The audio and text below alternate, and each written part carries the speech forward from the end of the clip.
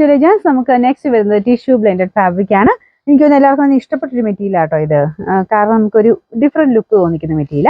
അപ്പോൾ ഇതിൻ്റെ കളർ ഇതിൻ്റെ അത് കാണുന്ന പോലെ ഭയങ്കര തിളക്കമല്ല, തിളക്കമുണ്ട്, എന്നാൽ ടിഷ്യൂവിനുള്ള ആ ഒരു നോർമൽ തിളക്കമുണ്ട്. ശരിക്കും ഇത് പറഞ്ഞു കഴിഞ്ഞാൽ ഈ ഒരു മെറൂൺ ആട്ടോ, അതിൻ്റെ കൂടെ ഈ ടിഷ്യൂവും കൂടെ മിക്സ് ചെയ്ത് വരുമ്പോഴാണ് ഈ കളർ രണ്ടും കൂടെ ചേർന്നിട്ട് നമുക്കൊരു ബ്രിക്ക് ഷെയ്ഡ് എന്നൊക്കെ പറയാവുന്നൊരു കളറിലോട്ട് വരും. ഇതിൽ കാണുന്ന പോലെ യെല്ലോ അല്ല, ഇതുണ്ടോ കളർ ഇങ്ങനെ വെട്ടമടിക്കുമ്പോൾ മാറുന്ന ആ ഒരു ഷെയ്ഡാണ്.